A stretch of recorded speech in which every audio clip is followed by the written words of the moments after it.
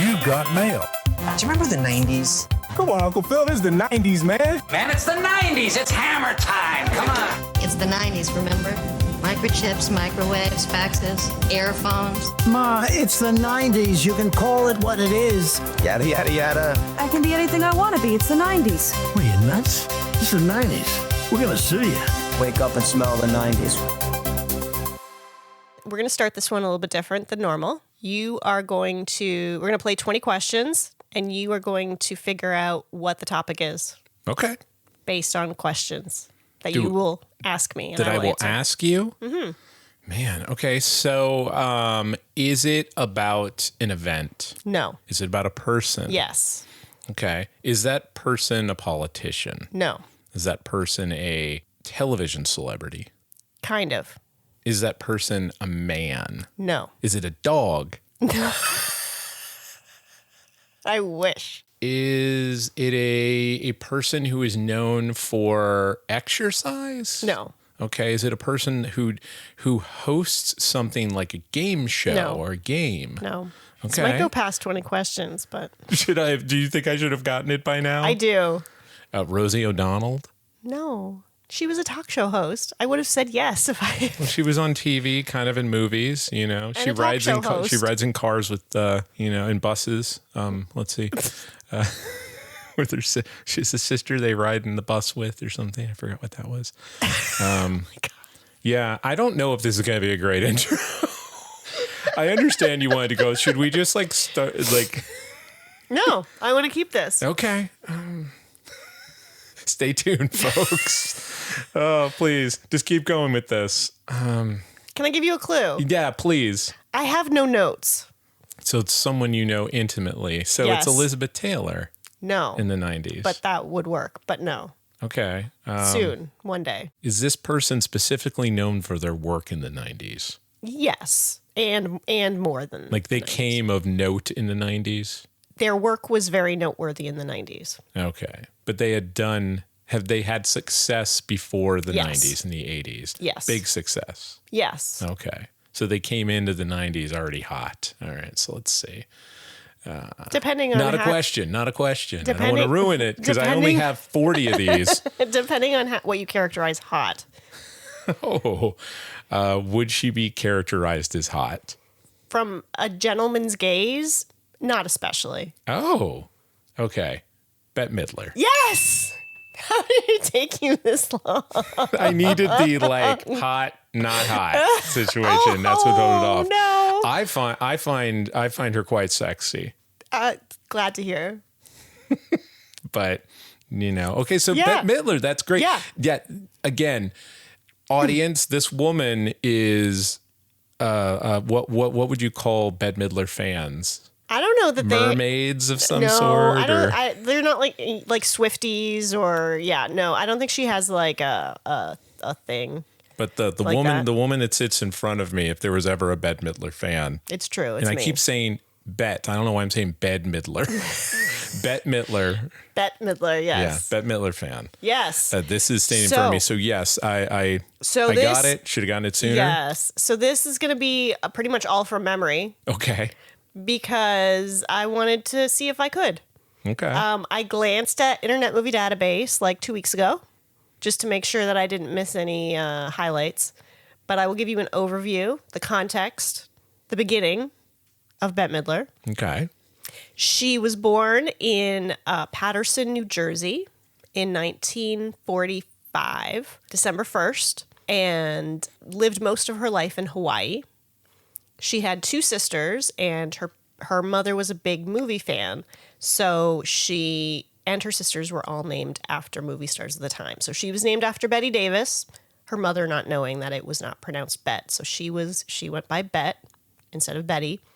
And one of her sisters was named after Susan Hayward, and the other one was named after Judy Garland. She started college at the University of Hawaii and then dropped out. I believe it was when she got a small role in the movie Hawaii, starring Max von Sydow and Julie Andrews. She is one of the passengers on the boat near the beginning of the movie. But We all start somewhere. Exactly. But apparently it paid her enough to get a ticket to New York. and she started working in New York. She had a role on Broadway on Fiddler on the Roof in the 60s. That's crazy. That happened that quickly for her? Yeah. Man.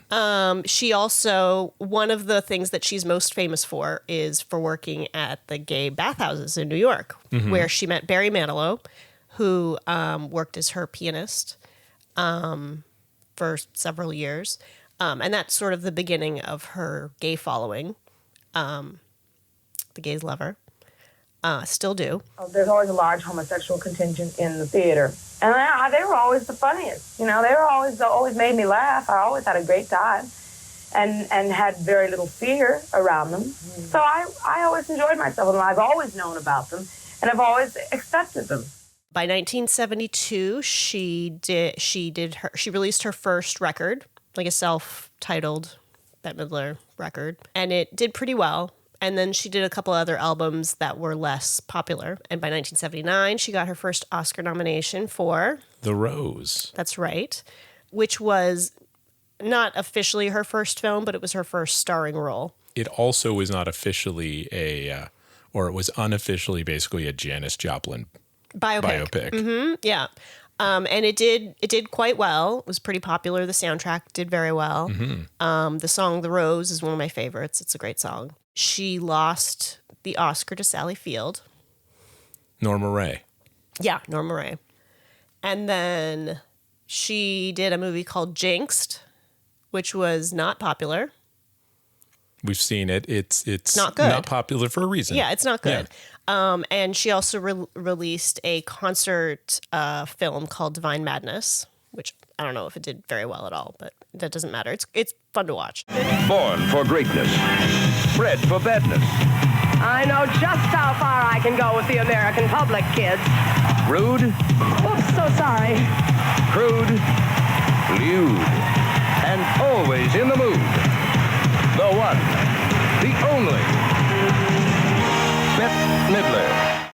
And that's when she originated I don't know if that's when she originated the character of Dolores Delago, the Toast of Chicago, the wheelchair-riding mermaid, but it is included in... I did not know there was a whole backstory and character to the mermaid shtick. I thought it was just they were in mermaid costumes. Oh, no. Dolores Delago, the Toast of Chicago, is the official name of the mermaid, and she always had her other mermaids around her. Especially when she's younger, she does a lot of hopping on stage with the tail. And then as she got older, she used the wheelchair shtick a little bit more.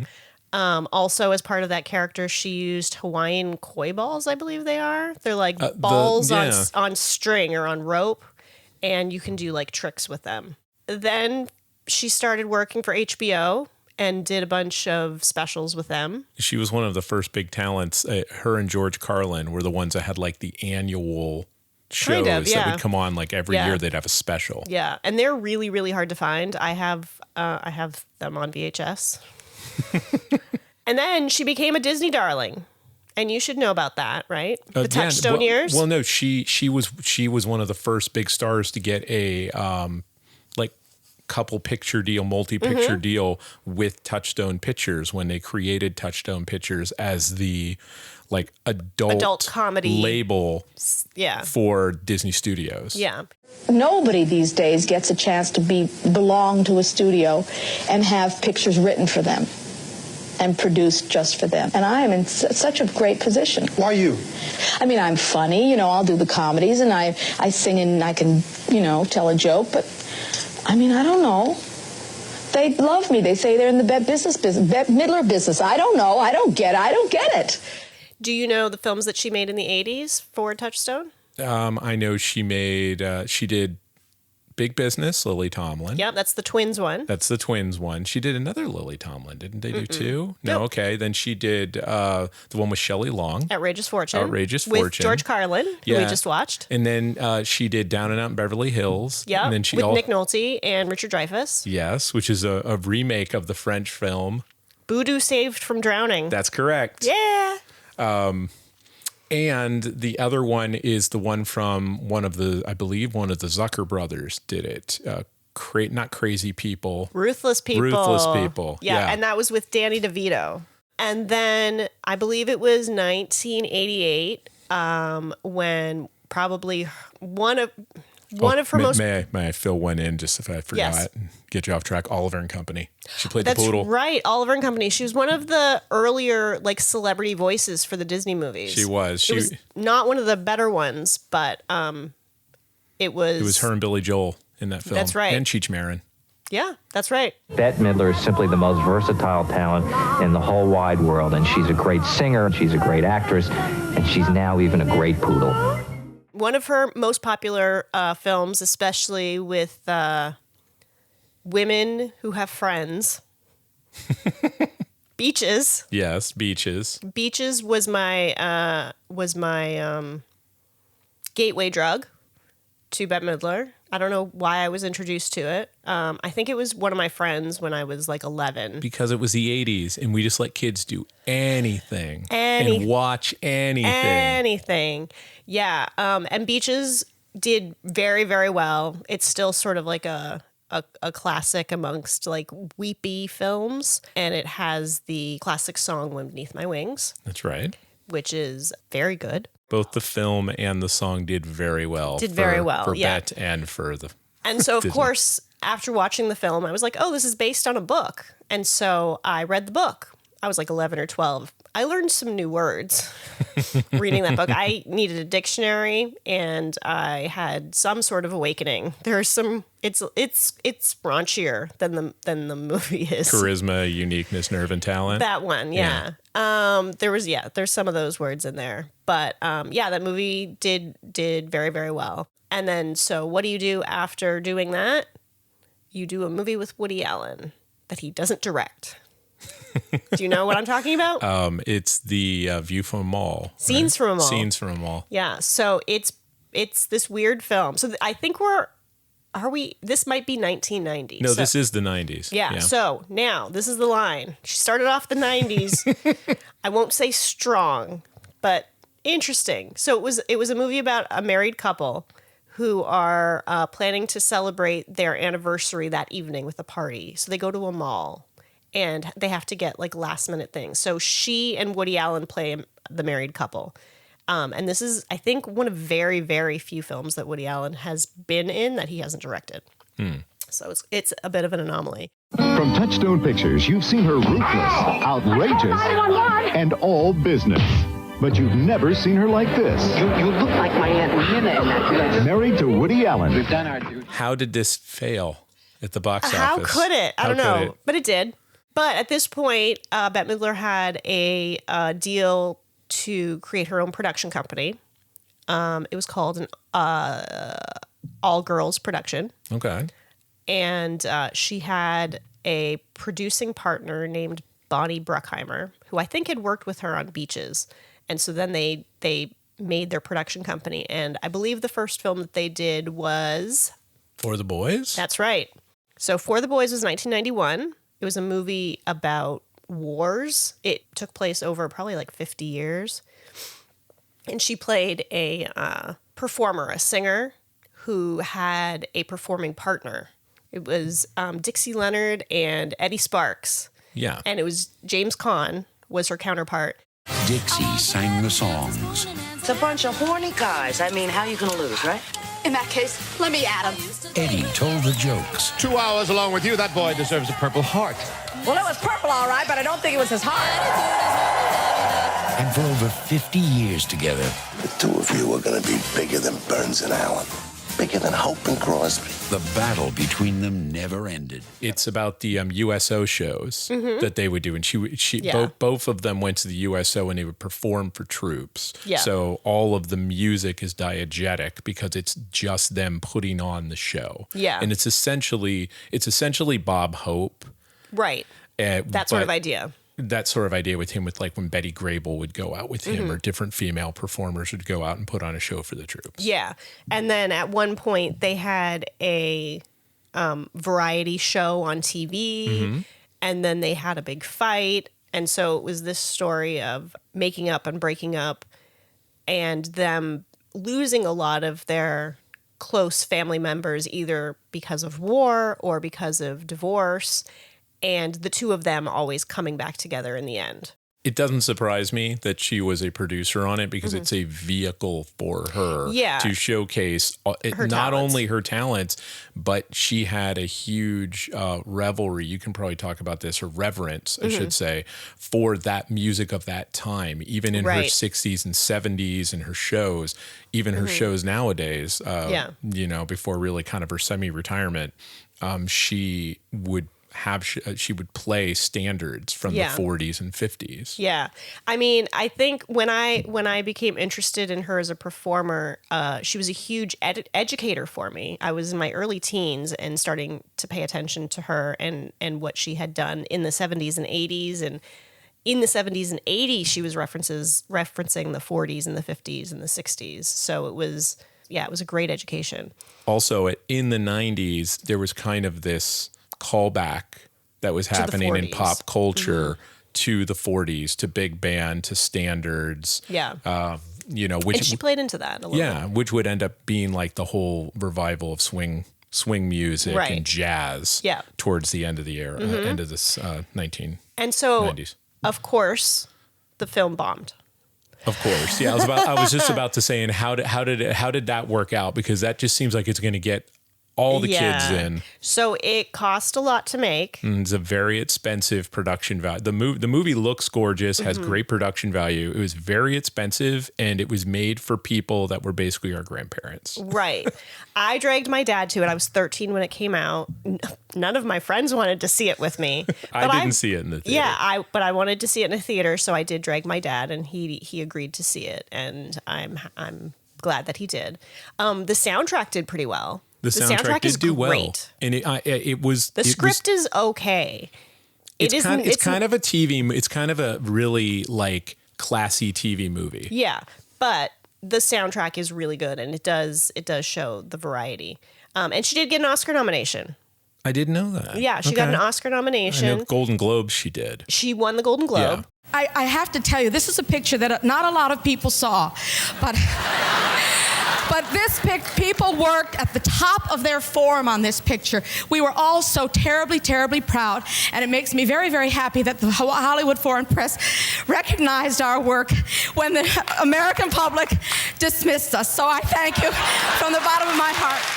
So right now we're talking about she's entering the 90s off of the success of her rising star in the 80s, and she stars in two films that essentially flopped. Effectively, yeah. So where do we go from there? Well, I mean, so she got her Oscar nomination. She did lose to, do you know who? No. Jodie Foster, to Silence of the Lambs. It's Silence of the Lambs, okay. Not The Accused. The Accused would be earlier, probably. Would be 88, I think. So I think she took some time off because it was kind of a blow to her kind of ego, because this was something that she wanted. She put everything into it and did not get the results that she wanted. So that's when she went to TV. This was the significant TV stuff that she did. So the 90s was, I mean, the movie musical kind of ebbs and flows over the years. And there hadn't really been too many successful straight musicals for a while, so they started making them on TV. So she got to do the TV version of Gypsy. That's right, which is probably the best performance that she's done, but also like the best melding of performer and character. Yeah, and material. Material. Yeah. She was so good in it. And I believe she did win some awards. I think she got an Emmy for it. I thought you did it for me, Mama. I thought you did it for me, Mama. I thought you made a no-talent ox into a star because you like doing things the hard way, Mama. And you haven't any talent. Not what I call talent. Talent for the deaf, dumb, and blind, baby. Not an ounce of it, Miss Gypsy Rose Lee. I made you. And you want to know why? You want to know what I did it for? Because I was born too soon and started too late. So Gypsy did quite well commercially and critically. So after that, she did probably, I would say, the current generation's most popular Bette Midler film. What do you think that is? That'd be First Wives Club. No, this generation, like kids. kids. Yeah. But you're right. Okay, so let's do First Wives Club. So First Wives Club, I think, came in like 94, 95. You can edit and fix that if you want. Doesn't matter. It's the mid-90s. And that's the movie that she does with Goldie Hawn and Diane Keaton. And they play first wives. And they get together there, and they divorce their husbands, and their husbands marry much younger women. Sarah Jessica Parker is one of the new wives. And First Wives Club did really well. It did. No, that was the thing. The reason why I was saying is because that was the film that put her on Resurrected the map. her. It was a huge success. It really Nobody was. saw that coming. No. And it actually created a bit of a blueprint. Like a genre almost. Where it was you get these middle-aged women. Or older, yeah. Or older, and kind of team them and put them into like light comedies or romantic comedies. Yeah. And yeah, it did very well. And it actually had a very funny line by Donald Trump's first wife, Ivana, at the very end. Ivana, I want to thank you for coming so much. You're an angel. Of course, Alex. Thank you so much again. Ladies, we have to be strong and independent. And remember, what? Don't get mad. Get everything. But it's very funny because she was a very famous first wife. Yes. Very, very, very famous because all that stuff in the 90s and with the other wives and cheating and blah, blah, blah. We won't get into that. So the one you were talking about was Hocus Pocus. That's was the one that the right. kids know nowadays. The reason why I didn't come up with that was because that too was I know she had Gypsy and that was the thing. When she came back to movies, Hocus Pocus was not popular. It was a bomb. And you know why? Because they released it in June. Yeah. I specifically remember when because I did go to see it. Okay. Because I was full on fan at that point. And I went to see it and I was like, what are they thinking? Like, there's no logical reason why a movie legit about Halloween, set entirely around Halloween, needs to be released in June. You can check that. It was like June or July when it came out, and it was stupid. And it bombed. It didn't do very well. But then, like, Disney Channel played it as like a filler, and now everybody loves Hocus Pocus. We made it before the tidal wave of Halloween happened. You know, I mean, in the old days, Halloween was, it's Halloween, and well, the kids will go out. But now it's like huge. It is huge, isn't it? Kids, grown-ups, everybody takes part in it. And this movie was kind of like at the beginning of the wave, so. It gave us the term yabos. Yabos. God. By the way, Danny, I love your costume. Thank you. I really like yours too. Of course, I couldn't wear anything like that because I don't have any, what do you call them, Max? Yabos? Max likes her yabos. In fact, he loves them. In the late 90s, she actually toured a fair amount, and she hadn't in like 25 years or something absurd.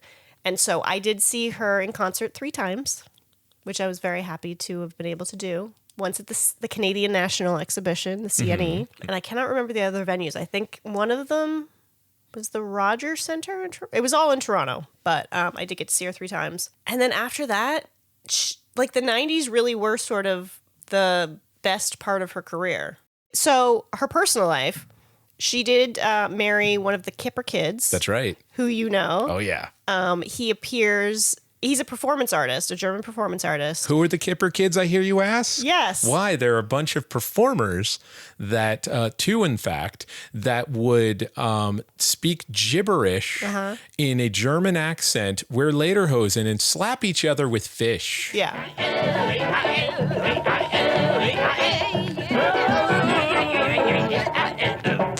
So she married one of them. Best move that guy ever did, because his career... I think he's living off Bette's dime nowadays. I mean, probably. I mean, she was fairly old. I think she was over 40 when she married. Yes. And then she did have a daughter with him named Sophie, who is an actress of minimal note. She's been in stuff that you've probably seen, but you wouldn't necessarily she looks very much like her mother, though. She does look so like her mother. If somebody were to say, hey, who of these actresses is Bette Midler's daughter, you'd be able to say who it was. If they do the Bette Midler story, she can play her in the younger years. Exactly. Apparently she was pregnant during Outrageous Fortune. So she had on like those leggings and that giant orange sweater to hide the pregnancy. Oh, well, okay. Yeah. And there's a very cute picture that I've seen of Sophie as a toddler on the set of Beaches, which was right after that.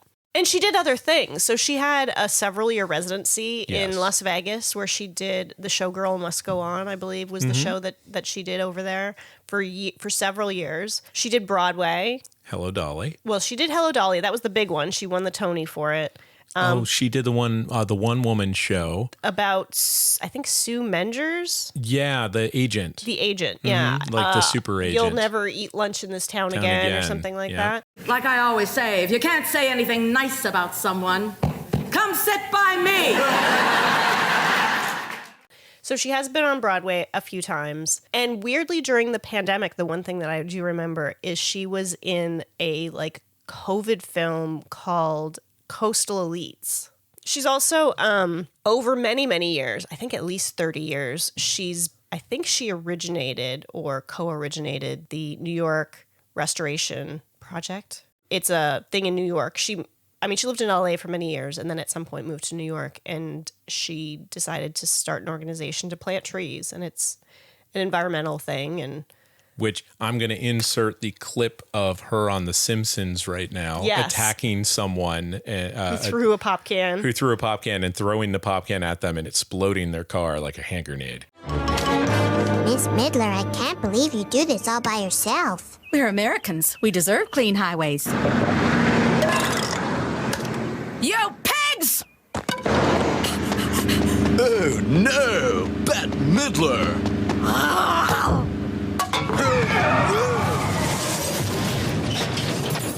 I'll get you, Bette Midler. All right, so speaking of television again, Yeah. in the 90s, she had the iconic Johnny Carson appearance as well. That's right. And yes, I decided to do this episode partially because very recently we did Robin Williams, who was the other last guest on Johnny Carson. So in 1992, after For the Boys and that sort of disappointment, I think that was kind of her like sort of return to the public eye. But she was one of Johnny Carson's favorite guests throughout the years. She would appear frequently. Well, I sing a chorus of maybe I should have saved those leftover dreams.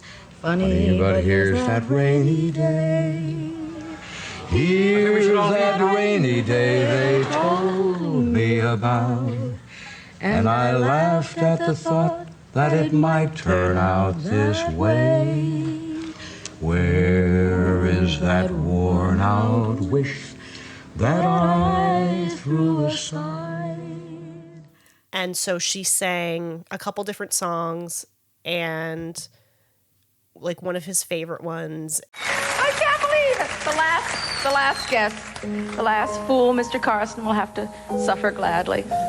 You are the wind beneath my wings. Oh, well, he is. Quarter to three. She won like an Emmy for that performance. She did, yeah. You and me. I mean, Johnny Carson leaving The Tonight Show was one of the biggest iconic moments in television history. Just happened to be in the 90s. But Bette Midler's performance on that, I was watching that, and I liked Bette Midler. But the way that Johnny reacted to it, literally tears in his eyes watching her, it was a moment of television. It was really great television. It was. I did not see that live. I did not watch The Tonight Show when I was 14.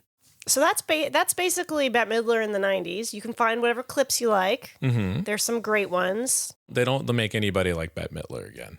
No. We talk about movie stars. We talk about I can't people. think of an She's equivalent. One of them. Yeah. There's not that much crossover between singers and actors anymore. No. I mean, Ariana Grande? I don't know. Also, you talk about movie stars used to be almost like untouchable. Well, they were untouchable, but they also had faces. Like they had characteristics. Everything from Jim Durante's humongous nose to Bette Davis's eyes. Bette Midler is distinct in her looks. Yeah. You see all the Chalamets and the Ariana Grandes, and they all just look like beautiful people. Yeah. They may not be ordinary people, but there's nothing distinct about them. No, there's nothing interesting. So a new thing that I wanted to start doing. Okay. When we had personalities, performers specifically. Yes. What are your 3 gateways into Bette Midler getting interested in following what she's done? And it doesn't have to be from the 90s. It can be any time period. But what are the 3 things you would recommend somebody watch or listen to? Because albums and stuff too. I think that her 70s albums are my favorite. Can you name them? Do you know the names of some of them? No, but her first self-titled album, Bette Midler, is, I think, one of her strongest, because I think it has a good, I don't know who her writing partners were at the time, but it has a lot of the songs that I really think about when I think about Bette Midler, especially because I think Divine Madness is another thing, her concert film, because I think that it gives you, it's a more polished version of the acts in the show that was archived of her early shows that she did in a bathhouse with Barry Manilow, with great jokes written by Bruce Valanche. Bruce Valanche, yeah. Was her joke writer. Yeah. And nostalgically, I knew who she was, and when I went to go see Oliver and Company, which is not a good film, it's not a great film, but it was one of the first times where I was like, I know that person who's doing that voice, and I loved it. I thought that she was like one of the best parts of that movie and made it worth watching. So my gateway drug was Beaches. Okay. So I would definitely say that it is a weeper. It holds up pretty well. Like, it's still a good film. It's got a great soundtrack. I think that Beaches is the most, maybe not the best film, but the most effective film doing what it intends to do, which is make you cry. I would say For the Boys. I really like it. I know that it's not a great script, but I like the sort of sprawling epicness of it, and it shows you the different time periods of like backstage stuff, which I find so fun, especially when they had the TV show. Can I add a caveat to that? Sure. That one of yours? If you are lucky enough to find For the Boys,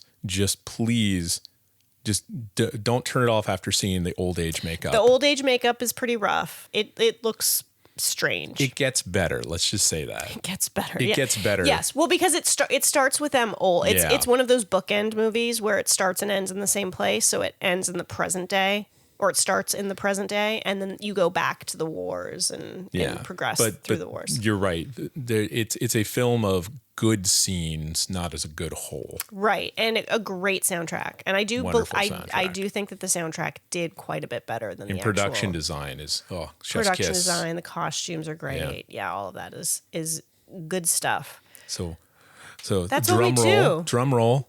Oh, final one. Oh, well, I mean, it's in no particular order. I would say Beaches is number 1. And For the Boys is definitely in there. I would say concerts. Any concerts you can see, if you can find them on YouTube. The mermaid stuff is very specific to her, very unique. She does Sophie jokes based on Sophie Tucker, a comedian from a long, long time ago. You got to include a Sophie joke. Okay. Find like a good Sophie joke. And the thing is, she'll do the same Sophie joke 30 years apart. Like, I've heard multiple of her Sophie jokes multiple times, and you laugh every freaking time because it's always a good time. She's also had a few notable, so Harlettes are the name of her background group. That's right. Or background singers and dancers. Yeah.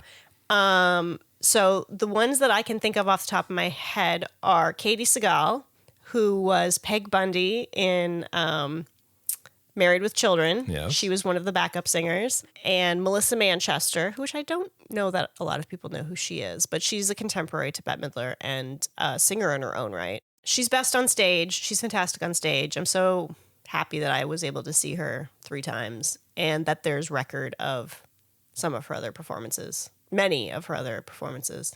If I could ask her one question, it would be, how during COVID did you not re-release some version of From a Distance? Either straight up to make money for a charity, or as a parody because that would have been amazing, and she could have done it in her bathroom. They could have done a We Are the World thing where they had that thing where everyone would... She was in We Are the World. Did you know that? She was in We Are the She's World. like on the very, very, very, Yeah. very edge of the picture. Barely in there. She does not have a solo. But yeah, they could have had that whole thing where people would come on a Zoom and they had 100 people singing together. Right. From a distance. From a distance. Hello. Come on. Lost opportunity. I think she would enjoy that one. Right? So if this ever gets to her. Okay. What is our email? andthe90spod@gmail.com. That's correct. Please get back to us. Anyway, this has been Dave and Cheryl and the 90s. I'll never forget it, you know. My boyfriend Ernie was on the $64,000 question. Yes, he answered all the questions properly. This was the last one there. He stood in the soundproof booth. Hal March said to him, "Now, Ernie, for $64,000, tell us, what were the first words Eve said to Adam?" Well, Ernie didn't have the vaguest idea. He stood there, he scratched his head. He said, "That one's too hard for me." "You're right," said Hal March. Got a favorite 90s moment or topic you want us to dive into? We'd love to hear about it. If you think we got everything wrong, we'd love to hear about that too. Drop us an email at andthe90spod@gmail.com, link in the episode description, and you can be damn sure that we'll read your comments on the show. Also, if you're digging the show, please rate, comment, subscribe, and tell everyone you know to check us out. It really does make a difference. Till next time, remember, we're nostalgia for the olds and education for the youths.